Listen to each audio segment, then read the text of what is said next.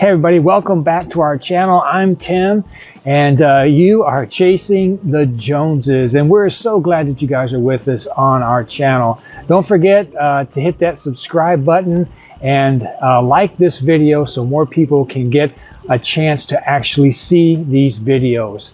Well, today I got a special project. It's our first project, I think, that we're going to do on our brand new fifth wheel. That's right, we went out and bought that fifth wheel that we've been talking about, and we'll show you more about that later. But when you buy a fifth wheel like this, you got some destabilization in the back. It kind of rocks back and forth, even kind of front to back, if you will. And there's a lot of ways to stabilize that, and a lot of money you could actually spend on that stabilization. Well, today I want to show you a quick trick.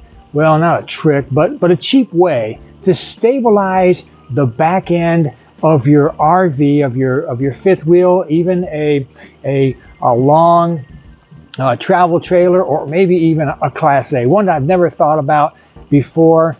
And so stay with us, because here we go.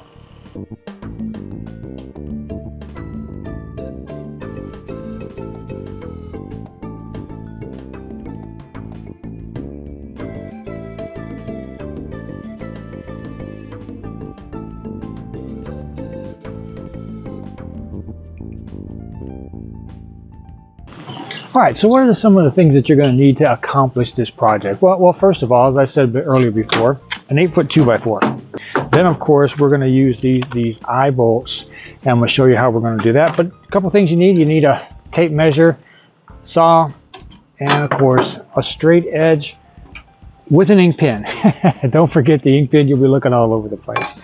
So we're going to mark this spot. We're going to cut it exactly in half. And so that's what we want to do. Today we're going to cut it in half.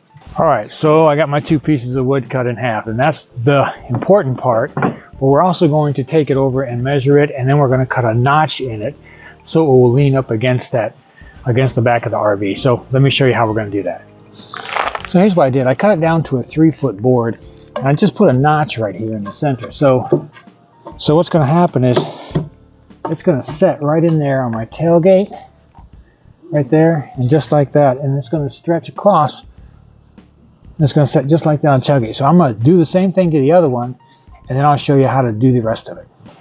All right, well, I put the 4-foot board up there, and it just was entirely too long, sticking too far out from underneath of the RV. So, of course, you know, it's all trial and error, right? So here's what we did. I just cut a foot off, and then I put a notch right here, and I'll show you why I did that here in just a few minutes after I finish this board up. All right, so here's the basic concept, the basic idea, I would say. These are going to go up like this, one on each side, and it's going to connect to the frame underneath, and they're going to push, and then I'm going to have eye bolts down here, which will actually tie it together, and that's my next step, to put in those eye bolts. And I'm going to put them in about 6 to 8 inches from the bottom, and so you can get a really good tug on that. Hey, here's a quick trip. I can't believe I said that. Here's a quick trick. Here's a quick tip for you. When you're putting in these eye bolts, put in a screwdriver or something so that it can turn all the way. For those of you who are tech savvy and stuff like that, I know that you can put it into a drill and do that as well. But I'm just doing it the old-fashioned way. It's easier, quicker for me. Well, okay, here's the moment of truth. I have this right here.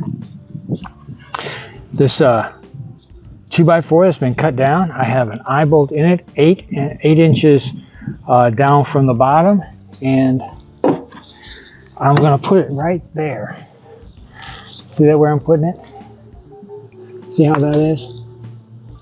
I'm putting it right against that right there. So it's straight right there. And then what I'm going to do is I'm going to connect this. It's an old ratchet. I bought this ratchet years ago, you know, when we were using Grace, our Class A, right? And I used to this ratchet was to hold the awning down when it would be windy and stuff, so it would hold the awning down. So this was basically, I've had it for years, and so I'm going to use it still, no cost to me. So I'm just going to hook it there. I'm going to run this one over to the other side. Okay, well here's the finished product. And I think it came out pretty successful. I put the strap in between the two eye bolts on the bottom right there. Cut that notch right there, put it real close to that bumper where it's holding in. The real question I have to ask, did it make a difference on the inside or not? Did it make a difference inside the back of this RV? Let's go check it out. Well guys, I can certainly tell you that this made a huge difference. I mean, it is not shaking around so much. I mean, it has really grounded the RV in the back and holding it down. So I am pleasantly pleased for $9 to be able to have a stabilization kit back there, which I can take down, retighten, whatever I want to do. And did I tell you it cost me $9? It cost me $9 plus a strap, a ratchet strap that I've had for years. And so the ratchet strap has definitely paid for itself. For $9, we have gotten this great stabilization unit down there, and it is working fantastic. I hope this has helped you a great deal as well for just spending such a little amount of money to add some great stabilization to your rig as well. Whether it's a Class C, whether it's a trailer, whether it's a fifth wheel, no matter what it is, you could actually put supports like this for cheap to support your RV, so when you walk around it, it feels stable. Well, that's it for me. I'm Tim, and I will see you down the road.